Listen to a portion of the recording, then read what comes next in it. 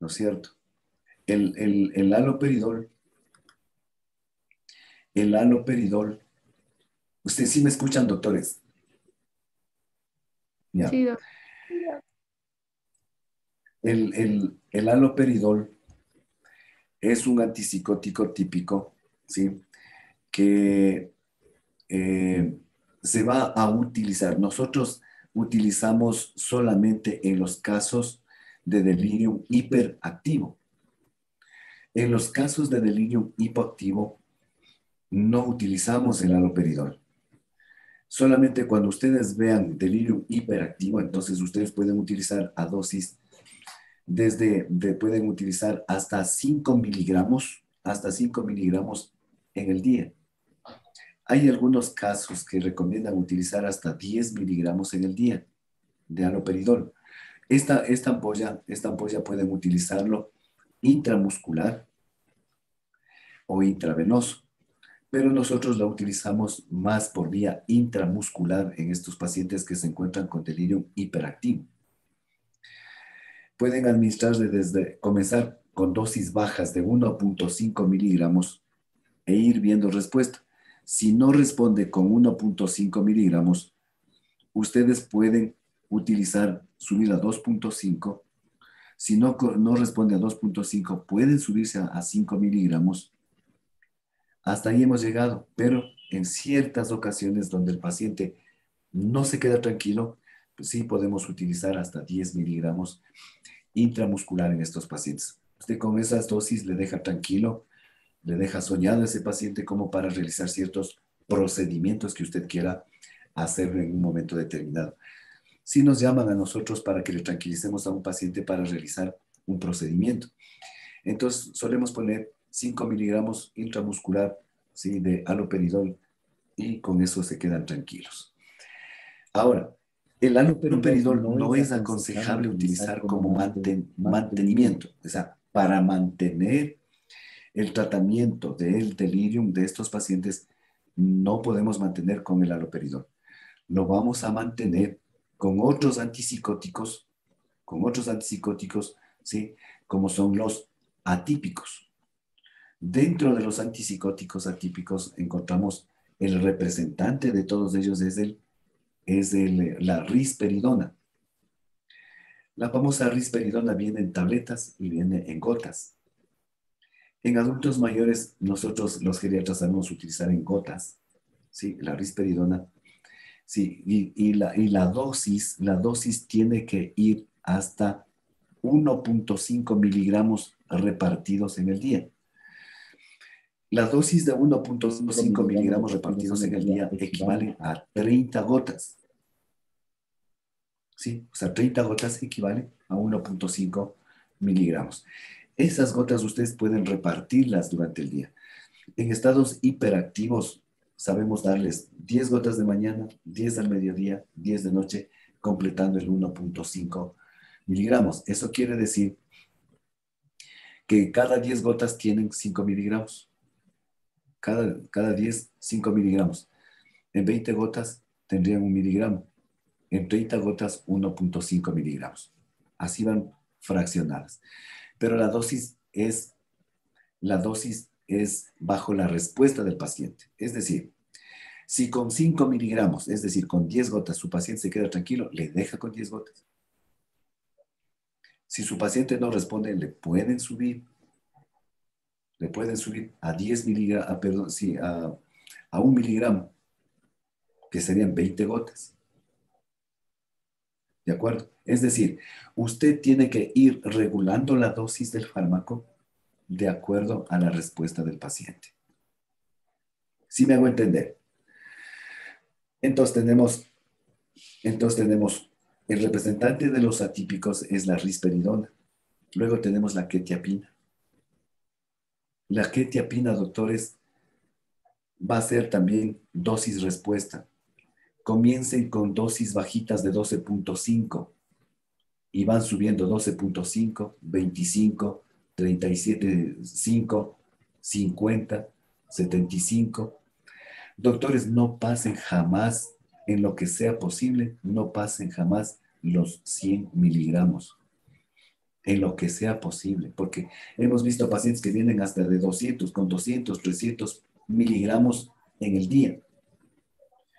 Y a veces esas dosis nos causan efectos contrarios, es decir, mayor hiperactividad en el paciente.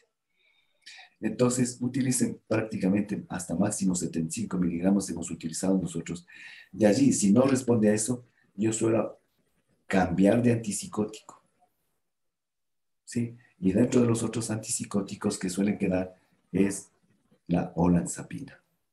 La olanzapina es otro antipsicótico muy bueno que viene de 5 y de 10 miligramos. Generalmente utilizamos el de 5 miligramos fraccionado. Usted puede dar mitad de la tableta, o sea, 2.5 miligramos puede dar tipo 5 de la tarde, ¿sí? 2.5, 9 de la noche cuando los pacientes están hiperactivos. Esto a la vez que les tranquiliza, les causa sueño. O sea, usted lo utiliza con doble efecto, tranquilizante y también utiliza como inductor del sueño. Entonces, de esa manera tenemos que ir jugando con los antipsicóticos, doctores. Ahora, ¿estará indicado las benzodiazepinas?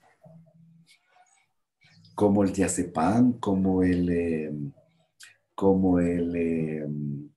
bromazepam, el clonazepam. ¿Estarán indicados estos antipsicóticos? No sé si alguien leyó sobre esa cuestión ahí o en otro artículo. No, solo Doctores, están de recomendados. inicio no utilicen jamás benzodiazepinas, ni como inductores del sueño. Nunca utilicen como fármaco de primera elección, ni para el sueño, ni como antipsicótico para tratar de tranquilizar al paciente en estos delirios. Sí, utilizamos hace unas 2 semanas en un paciente, no me acuerdo el nombre de ese paciente, si alguien estuvo en el 9º piso, en un paciente que le operaron el cráneo, ¿sí? Le hicieron una extracción de un hematoma subdural por trauma craneoencefálico. Entonces no podíamos darle antipsicóticos por el peligro de aumentar el sangrado. Entonces sí utilizamos una benzodiazepina, que es el diazepam. Utilizamos en dosis utilizamos dosis de 2.5 miligramos. La ampolla tiene 5 miligramos en 10 ml, la ampolla de diazepam. Entonces administramos la mitad, o sea, 2.5 miligramos, y con eso le tranquilizamos y le mantuvimos unos días con eso. ¿Sí? Entonces, en ciertas ocasiones, cuando usted no pueda utilizar mismo los antipsicóticos, en la fase aguda, en el estado hiperactivo, puede utilizar usted benzodiazepinas en ampollas para tranquilizar al paciente. Pero para mantener el tratamiento del delirio, usted nunca mantenga con benzodiazepinas ni con el haloperidol. ¿De acuerdo, doctores? Hay muchos pacientes con demencias que ya ahí sí ya utilizamos con ellos el clonazepam y todas esas cosas, pero es otra cosa cuando se habla de demencias. Algún rato vamos a hablar de demencias. Correcto. Bueno, ¿alguna pregunta, doctores?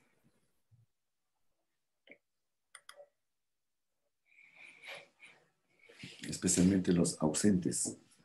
Doctor José Rojano, John Calderón, Lisette Solís, Isabel Mantilla. Creo que están viajando. No, yo sí tengo A la prendida la costa se cámara. están yendo. No, no le sale mi Pues cámara. recién es lunes, del viernes, como quieran. Buenas tardes, Doc. Sí, tengo la cámara encendida, solo que tengo problemas de internet, como todavía estoy de camino a casa. Ya, doctor. Bueno, no se choque nomás. Cuidado con chocarse. Ya. A ver, vamos entonces. El doctor John, ¿quién nos van a exponer el caso clínico paralelo rapidito y vamos a analizar ciertas escalas geriátricas? Doc, o sea, primero era la exposición de las escalas, habíamos Bien, acordado así, porque ese del caso clínico, debido a que ya me mandó muy de mañana, ya no hubo chance a que les pueda dividir, porque ya estaba yo al menos aquí ya al norte y no tenía aquí, y estábamos en rotaciones también, ya, entonces no perfecto. había chance. Ya, perfecto. No hay O sea, si problema. podemos seguir con las exposiciones de las escalas que habíamos, o sea, que los temas que nos había dado. Ya, perfecto. Y entonces yo complemento con el caso clínico. Ya, no hay Ya, problema. A ver, pero comencemos. Comencemos con Pame. Pame, ¿a quién delegó? Ya, Doc. Liz y Catherine. Ya le van a presentar un ratito. Vamos, por favor, yo voy a estar vigilando quién se desconecta y al que se desconecte le Ya, pregunto. Doc, ahorita le presentamos. Perfecto.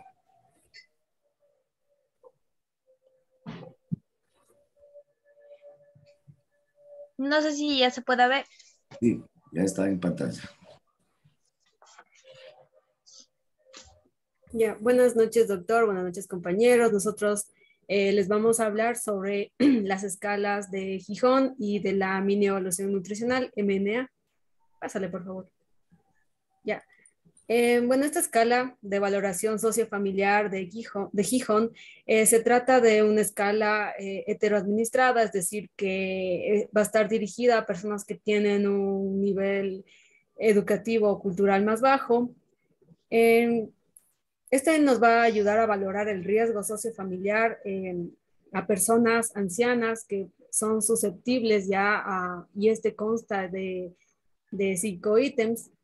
Como vemos en el cuadro de la derecha, vemos que evalúan 5 áreas de riesgo que van a ser la situación familiar, la vivienda, las relaciones y contactos sociales, los apoyos de la red social y la situación económica. En sí, este va a estar indicado para la valoración inicial del anciano y siendo útil, sí, como un instrumento para la medición de la situación social y para la incorporación a la atención social o sanitaria. La población diana de esta escala va a ser la población mayor a 65 años y se va a necesitar de una reevaluación cuando las condiciones sociales puedan cambiar o cuando se sospeche de un riesgo social. Pásale, por favor. Antes de que pase, doctora, la única observación que quiero hacer aquí es cuando usted dice que esta escala está encaminada, no sé si le comprendí mal, está encaminada a valorar a pacientes de bajo nivel. No sé si le entendí mal. De bajo nivel socioeconómico o de las mal llamadas sociedades de la sociedad baja. No sé, no le entendí bien esa situación, doctora. O sea, decía que era una escala que era heteroadministrada, y nos decía eso, que iba a estar dirigida hacia esas personas. Específicamente a esas. No, ya más después les sigo complementando todo. Ya, perfecto. Como aclaración nomás, lo que pasa es que sí me pongo a dudar esa cuestión. No solamente está dirigido a los estratos bajos, tengo pacientes de mucho dinero, pacientes de la mal llamada alta sociedad, ¿sí? Que tienen problemas, sí, familiares. Ya les voy a contar un caso del hospital donde se sigue juicio entre hermanos, entre ellos 2 médicos, abogados, entre ellos, o sea, son gente de alto poder y que prácticamente tenían problemas de tipo social, familiar, ¿sí? Entonces, si mal no le comprendí, esta escala prácticamente está encaminada a todos los estratos sociales, a todos los pacientes adultos mayores. Entonces, no sé si le comprendí mal y después que nos aclare esa situación, doctora. Siga, por favor. Ya, bueno, esta escala fue desarrollada por Díaz Palacios en el 93 y fue aplicada inicialmente a ancianos de una comunidad en atención primaria. Y luego se ha demostrado la utilidad de esta escala en hospitales generales para poder detectar el riesgo social, también para definir el perfil de los pacientes que se benefician de opciones asistenciales al ser dados de alta y también para detectar a los ancianos con un mayor riesgo de institucionalización. Ya, otros autores la han aplicado a esta escala en pacientes ancianos que han sido ingresados a unidades de convalecencia, es decir, estos pacientes que se han recuperado de, digamos, cuadros infecciosos, encontrando así que posee ya un valor predictivo de institucionalización o también de alta a domicilio en este tipo de pacientes. En sí nos va a facilitar además la medición objetiva de la dimensión social, que nos va a permitir realizar ciertas comparaciones, también evaluar el establecimiento y también nos va a permitir la comunicación entre los profesionales. Pásale, por favor.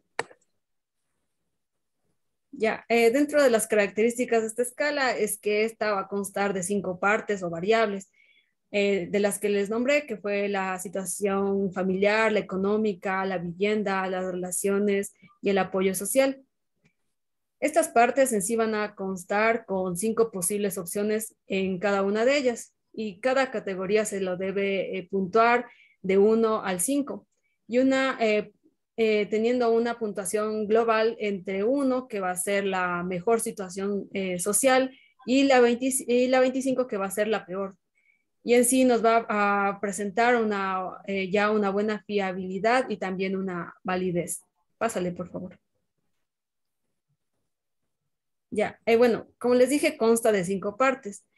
Lo que vamos a hacer es, primero nos vamos a presentar, le vamos a explicar al paciente de lo que se trata esta escala, y luego vamos a evaluar la situación, o sea, vamos a decirle que vamos a evaluarle su situación sociofamiliar. Entonces vamos a decirle que consta de 5 partes y también tiene sus 5 opciones ahí. Y tenemos que también decirle que nos diga con cuál de estas se va a sentir más identificado. Entonces tenemos primero la situación familiar, es decir, si tiene familia, si tiene contacto o relación con ellos o si viven lejos. Como primera opción tenemos que si vive si vive con sus familiares o con si vive con sus familiares, sin dependencia física o psíquica. La segunda opción tenemos si vive con el cónyuge de similar edad. La tercera opción es si vive con su familia o cónyuge que también presenta algún grado de dependencia. La cuarta opción, si vive solo o si tiene hijos próximos. Y la quinta opción, que es si vive solo y carece de los hijos o viven alejados. Como ya vimos, iba a ser un factor de riesgo para este tipo de personas, con lo cual se puntúa con un 5, que iba a ser lo más alto. Luego tenemos la situación económica, que mencionaba que servía para poder también a futuro poder planificar una institucionalización. Entonces tenemos la primera opción, que si tiene más de 1.5 veces el salario mínimo, es decir, si gana más de, digamos, el 425, que iba a ser el aproximado del salario mínimo. La opción 2, si es que gana los 425, que va a ser también lo aproximado del salario mínimo.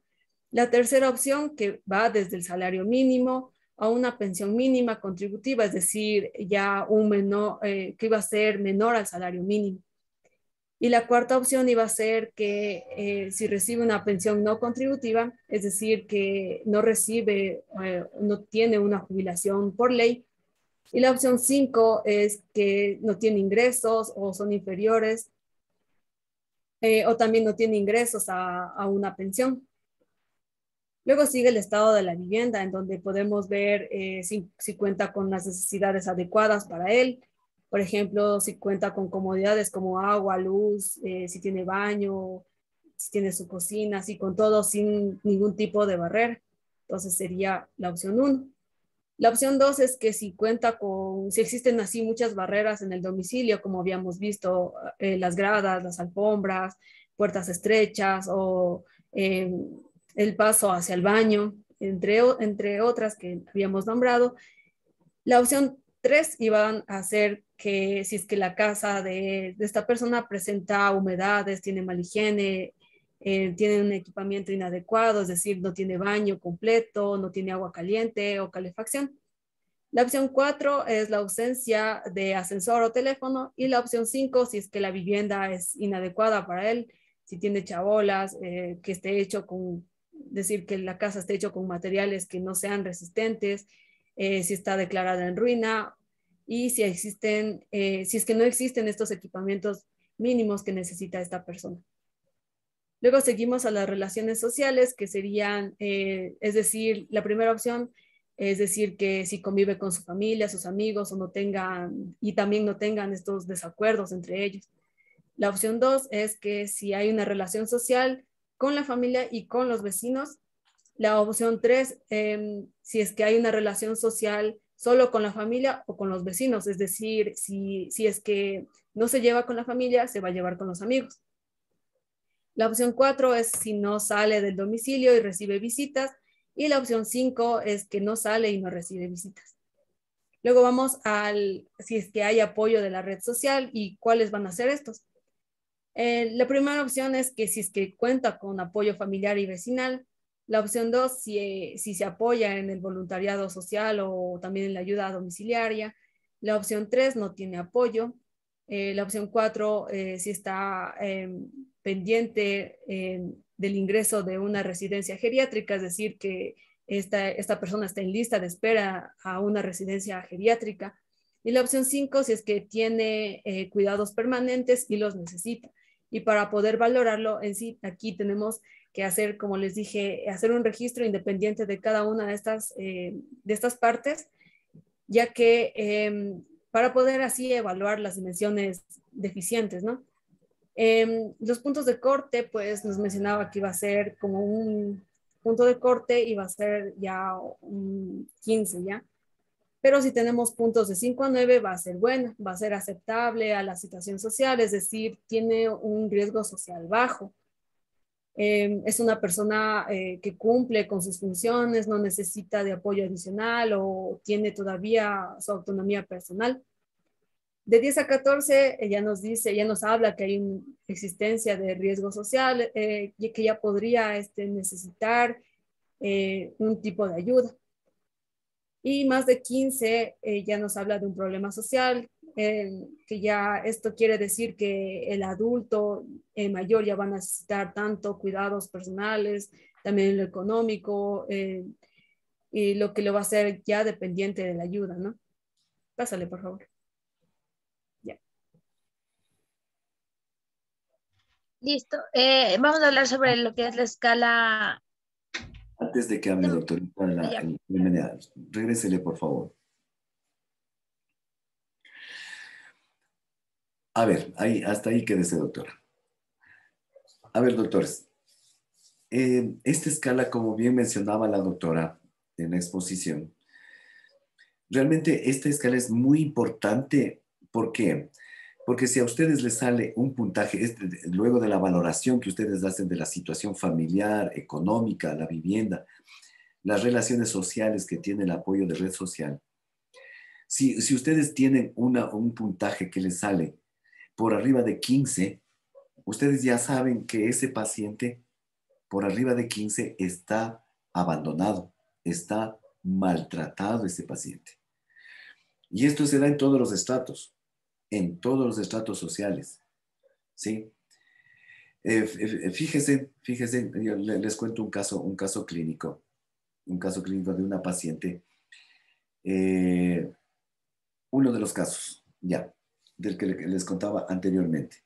Les decía que estaba hospitalizada una paciente de 93 años que ingresaba siempre por insuficiencia cardíaca congestiva y siempre venía a la consulta, solamente venía con uno de los hijos a la consulta. Y el hijo que le traía siempre a la consulta era un médico psiquiatra. Entonces siempre venía a la consulta de geriatría y a las hospitalizaciones solamente con este médico. Yo le preguntaba, ¿y por qué él se quedaba todas las noches también a cuidar? Entonces yo le preguntaba, le decía, doctor, ¿solamente usted es hijo único? Y me decía, no, doctor, somos 6 hijos. Entonces, ¿y dónde están los otros hijos?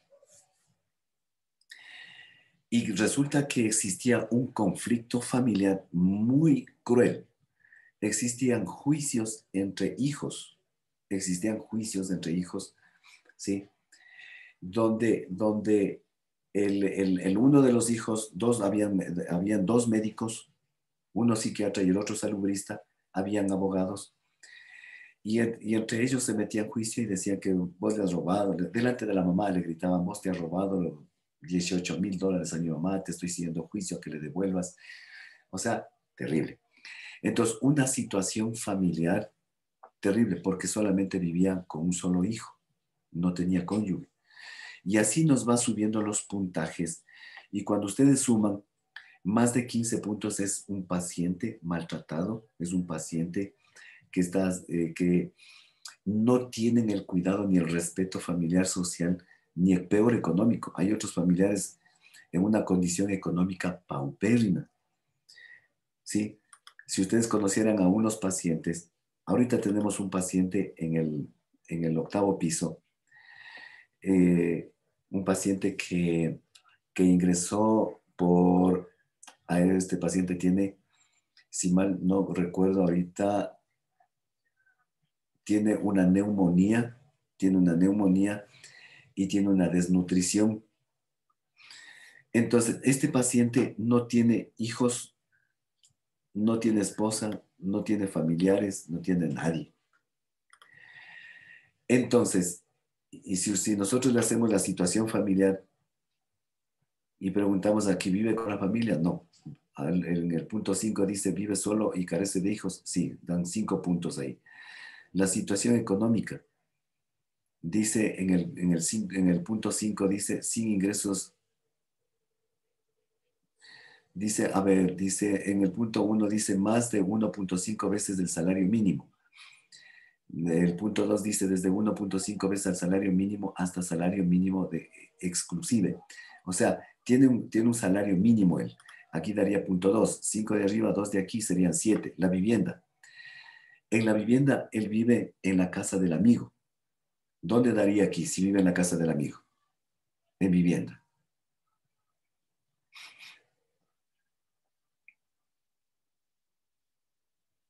Adecuadas necesidades, barreras arquitectónicas, humedades, mala higiene, ausencia de ascensor, vivienda inadecuada. Bueno, no nos refería mucho sobre esta situación, pero vivía en la casa del amigo. Debes tener una adecuada, con adecuadas necesidades, pongámosle 1. ¿Cuántos serían hasta aquí? 7, 8. Relaciones sociales. Relaciones sociales. No sale y no recibe visitas. Abandonado. 5. ¿Cuántos serían? 7 más 5, 12. Y apoyo de la red social. ¿Cuánto daría aquí ese paciente abandonado? ¿Tiene apoyo familiar? No tiene. Voluntariado social tampoco. No tiene apoyo. Pendiente del ingreso en residencia geriátrica. Tiene cuidados permanentes. Este paciente tiene cuidados permanentes. Tiene 5. ¿Cuánto estaba? 12 más 5, 17. Aquí nos da 17 puntos problema social.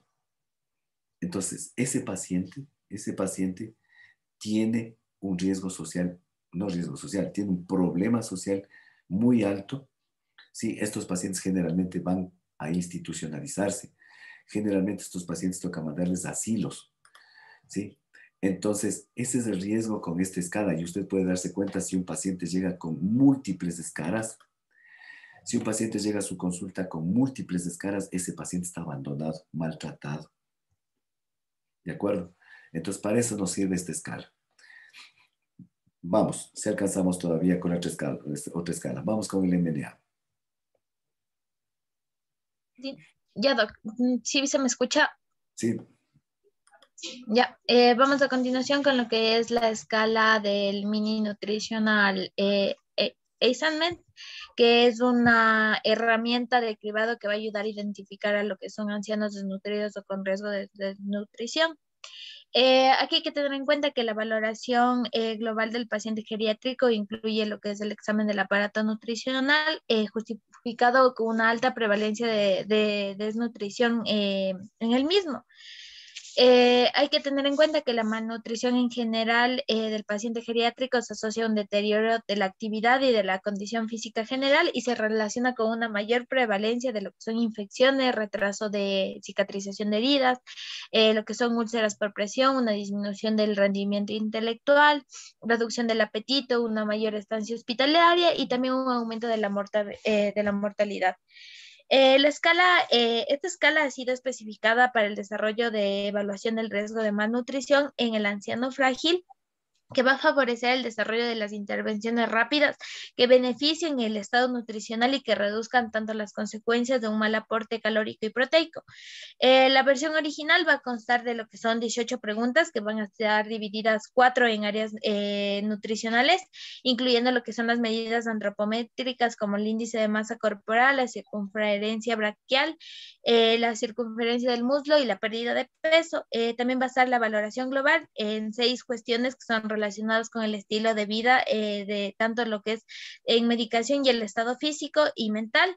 También una valoración relacionada con las dietas, que son 6 cuestiones relacionadas con el aporte dietético diario y problemas de ingesta, y una valoración que va a estar sujeta a esta. Una cuestión también de lo que es la autopercepción de una suficiencia de ingesta en una sobreevaluación del estado de salud.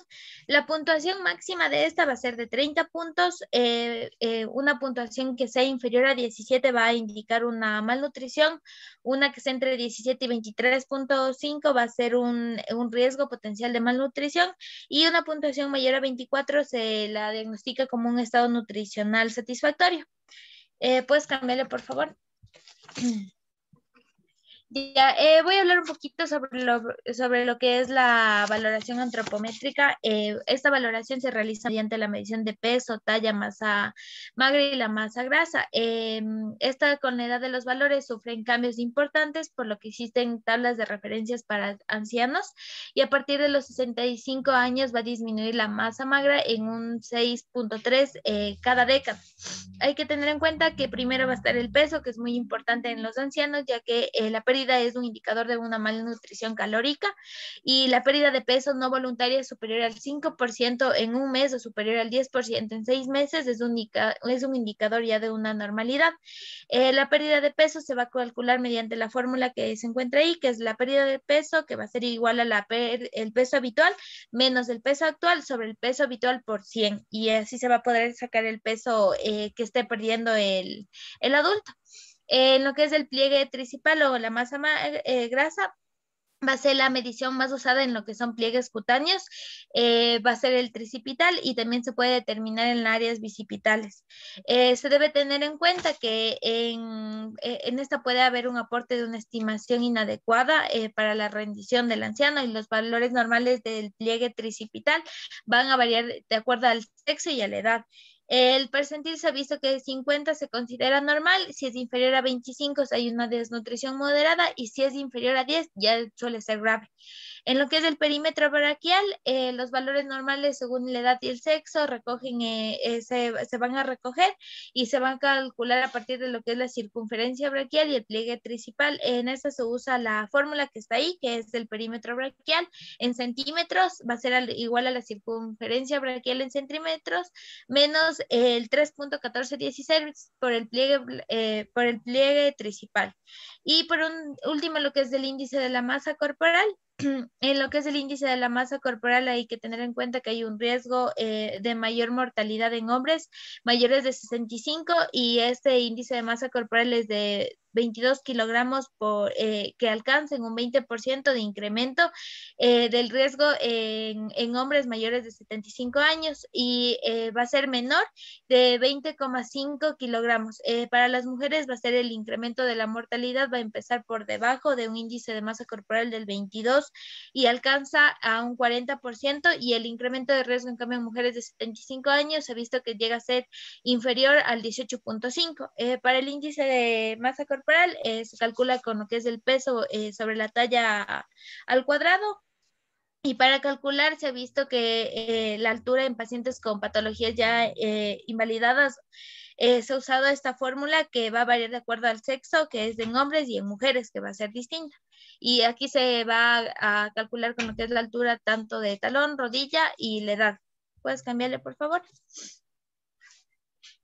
Ya, bueno, aquí saqué lo que era la sensibilidad y la especificidad de esta prueba, más o menos de un estudio que se había realizado, y en este estudio se había valorado que la sensibilidad y la especificidad de este test en un cierto grupo de pacientes va a mostrar en lo que es los valores de sensibilidad, especificidad y valor predictivo positivo van a ser entre 60, 94.7 y 93,8, que son respectivamente a los que ya les a los que ya les había mencionado. ¿Puedes cambiarle, por favor?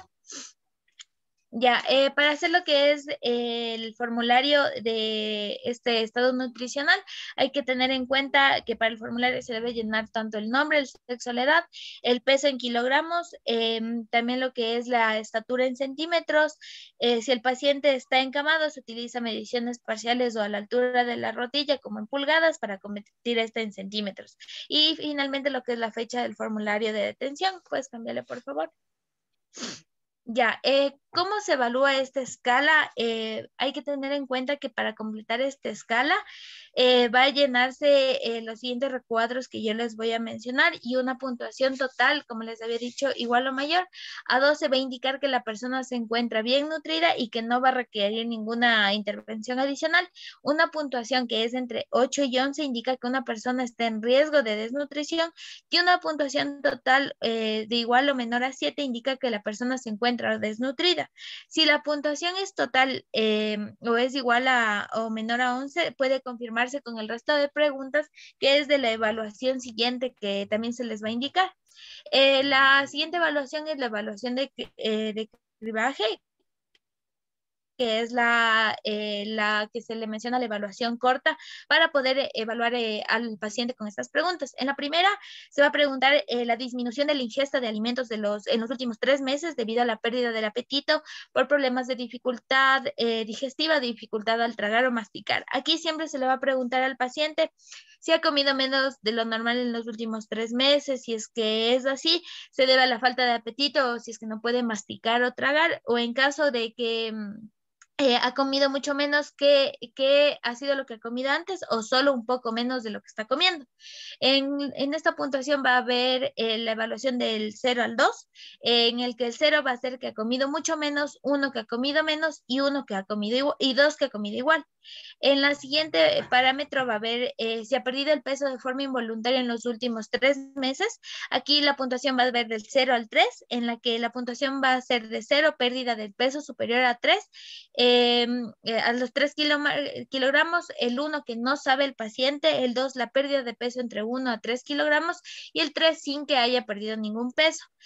Aquí también que preguntarle si al paciente, por lo que ellos no saben, si es que tal vez la ropa les queda un poco más suelta en la cintura, cuánto peso cree que el paciente ha perdido. Y aunque es posible que la pérdida de peso en ancianos, incluso con sobrepeso, sea apropiada, también hay que ponerlo como un indicador de desnutrición. En lo que es la movilidad, el siguiente punto va a evaluarse del 0 al 2, en el que 0 es en el que el paciente va a estar encamado o en silla de ruedas, el 1 que es capaz de levantarse de la cama o de la silla pero no sale a la calle, y el 2 que puede salir a la calle. Aquí hay que preguntarle si es que es capaz de salir de la cama o levantarse de una silla, pero es incapaz de salir de la casa, que ahí se evaluaría con un punto de 1, o si es capaz de salir de la casa, va a ser ya afirmativo para el punto de 2.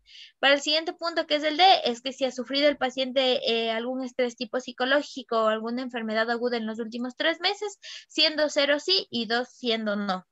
Lo que es los problemas neuropsicológicos, aquí va a evaluarse la puntuación si es que tal vez el paciente, hay que preguntarle al paciente o al cuidador, obviamente, si es que está el paciente siendo cuidado por alguno, si es que el paciente tiene demencia, si es que ha sido, si es que ha sentido tal vez algún tipo de tristeza profunda o prolongada, siendo así la evaluación de 0, que va a ser demencias o depresiones graves, 1, una demencia leve, y 2, sin problemas psicológicos.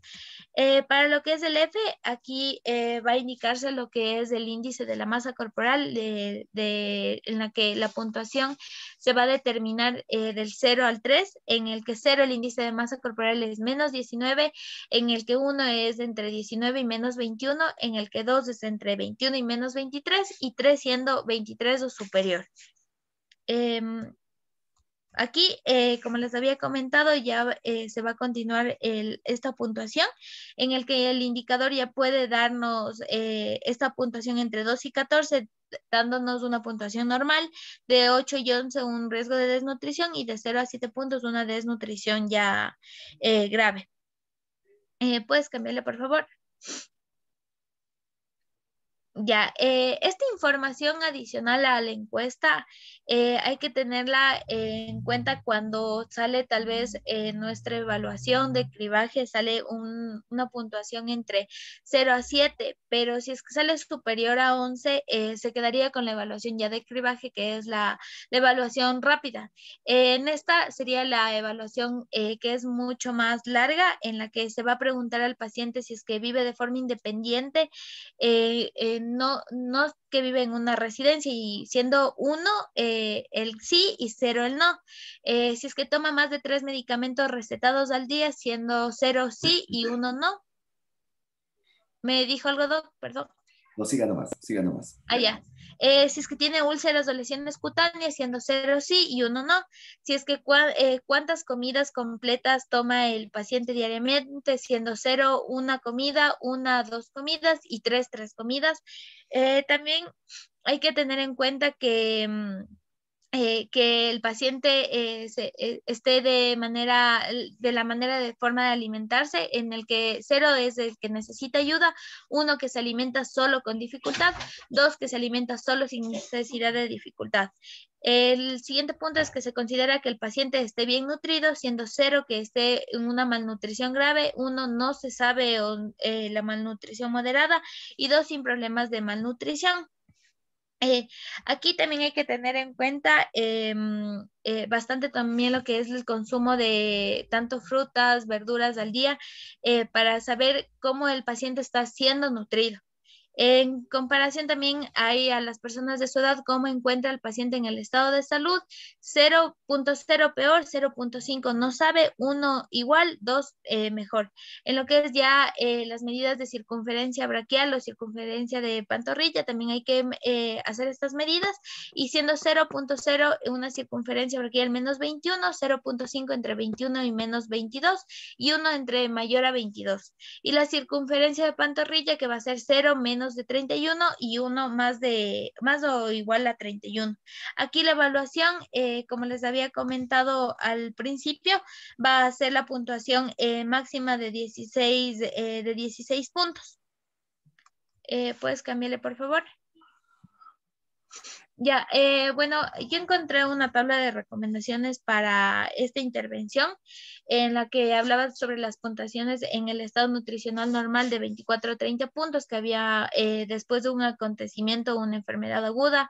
Se iba a ver una reevaluación, se debe ser una vez al año en los ancianos que viven en su propia casa, o cada 3 meses en pacientes hospitalizados o que viven en residencias. En pacientes que tienen una puntuación de desnutrición de entre 17 a 23.5 puntos, en las que se ha demostrado sin pérdida de peso con control, hay un control exhaustivo del peso y con una reevaluación de cada 3 meses. Y en pérdida de peso, un tratamiento de una intervención nutricional en el que va a haber un enriquecimiento de la dieta o suplementos nutricionales. También va a haber un control exclusivo de peso, y las evaluaciones nutricionales son más exhaustivas. En lo que es ya una desnutrición severa, menos de los 17 puntos, va a haber un tratamiento en el que hay la intervención nutricional con suplementos nutricionales, el enriquecimiento de la dieta, el control exhaustivo del peso y también las evaluaciones nutricionales, que son mucho más exhaustivas que las anteriores. Puedes cambiarle. Y listo, Doc, eso sería todo. Regrésele, por favor, regrésele. Ya voy a terminar. A ver, hasta ahí. A ver, doctores, es muy importante esta escala del estado nutricional. No sé si es que alguno de los que están sin cámara, doctora Lisette Solís, ¿usted me puede decir una diferencia entre lo que es desnutrición y malnutrición?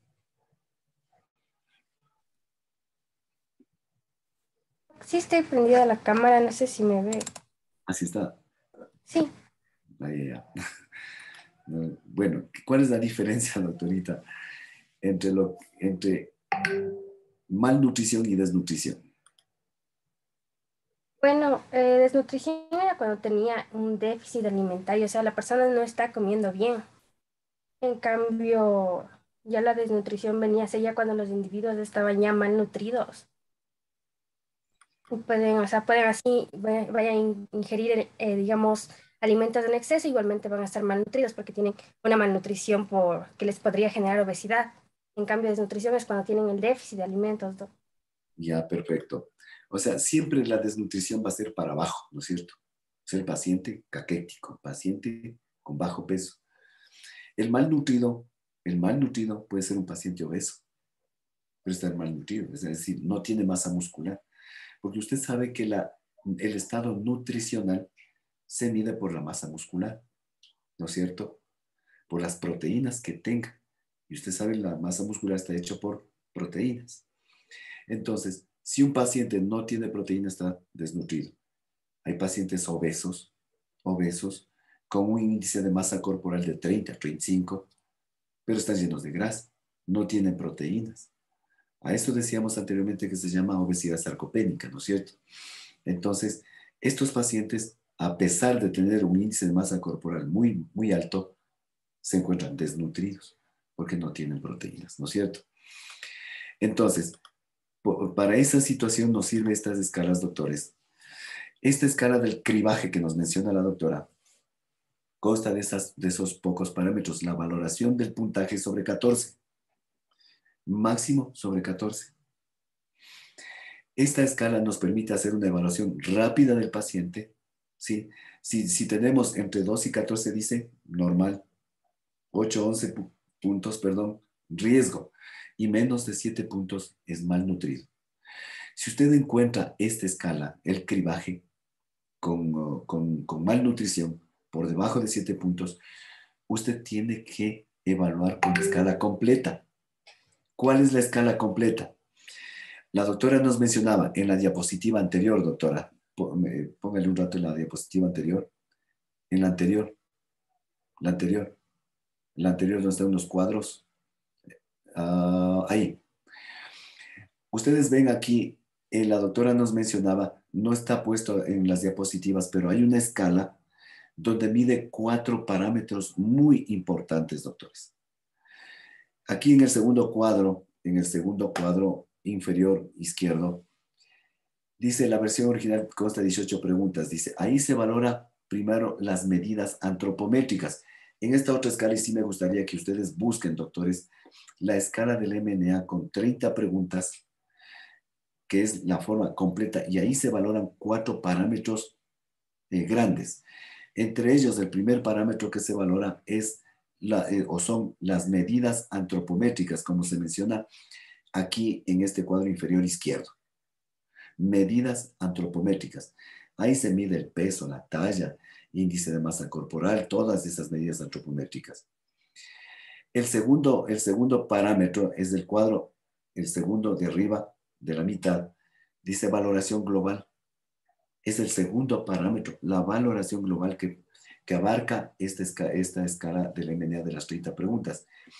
El tercer parámetro que valora es la valoración dietética, y el cuarto parámetro habla sobre la autoalimentación, la autopercepción, autoalimentación, cómo se alimentan esos pacientes. Entonces, doctores, sí me interesa que ustedes busquen esta escala completa del MNA, ¿sí? Donde se valoran esos 4 parámetros. Cada parámetro tiene unas subpreguntas. Estos 4 parámetros en total hacen un puntaje de 30 puntos. ¿Sí?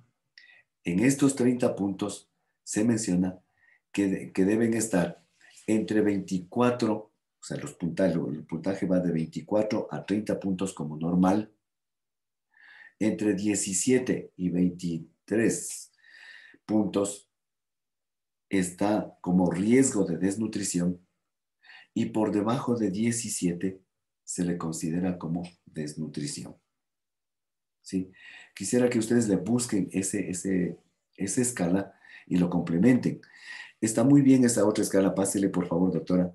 La otra escala que ustedes presentan también, ahí la siguiente, es el cribaje, ¿no?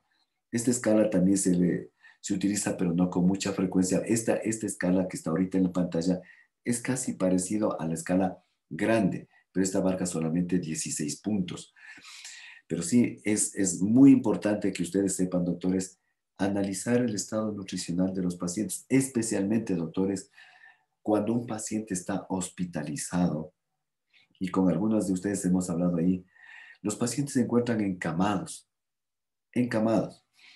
Entonces, es muy importante que nosotros sepamos cuánto pierde peso estos pacientes cuando están hospitalizados por día de hospitalización.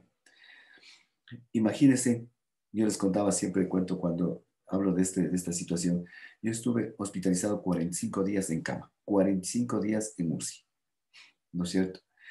¿Cuánto bajé de peso en esos 45 días? 14 kilos. 14 kilos. Eso, entonces yo quisiera saber, un adulto mayor, y eso va a deber, en la próxima clase voy a preguntar a cualquiera de ustedes, un adulto mayor, ¿cuánto baja de peso? ¿Cuánto baja de peso por día de hospitalización? ¿Sí? Quiero que me busquen ese dato y la próxima clase yo pregunto a cualquiera. ¿Sí? ¿Qué más tengo que hablar sobre esta cuestión? Pase la siguiente, doctora. ¿Algo más hablaba sobre esto? Ya. Esta es la escala de 30 puntos que usted me está aquí. ¿Sí? Puntuación del MNA sobre 30 puntos, pero con los 4 parámetros. De 24 a 30 puntos del estado normal, dice en el extremo superior izquierdo, el verde. El amarillo en el centro dice de 17 a 23.5 riesgo de desnutrición y menor a 17 puntos desnutrición propiamente dicho. Sí, con esta clasificación van a encontrar la escala de 30 puntos. Correcto, doctores. Vamos a quedar ahí. Están 43, yo estoy con 2 cámaras, eso quiere decir que estamos 41. Cierre la presentación, doctora.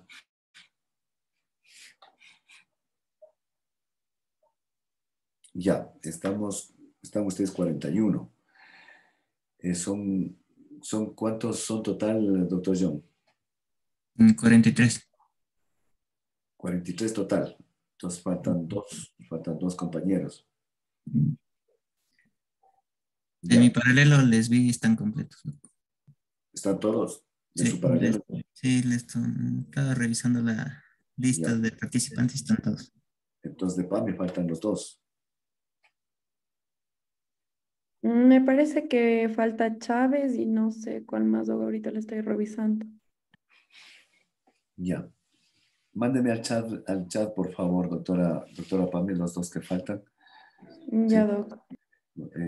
Listo. Entonces, doctores, nos vamos a ver el día viernes presencial. No me gustan mucho las clases por Zoom, por todas estas situaciones. Nos vamos a ver el día viernes, doctor John, de 4 a 6 de la tarde. Si las clases presenciales son mejor, entonces ahí nos vemos para la siguiente presentación. Pero ahora, ¿cómo hacemos? Bueno, ya me pongo de acuerdo con la PAME. Vamos a continuar con las siguientes escalas de Dr. John, el día viernes. Ya le mando el caso clínico, preparen el caso clínico. Lo mismo a PAME, ya le voy a enviar el caso clínico para la siguiente clase. Listo, nos vemos entonces, doctores, el día viernes de 4 a 6 de la tarde. Listo, Hasta luego. gracias. Hasta luego. Gracias, Gracias, doctor. doctor. Hasta luego. Gracias,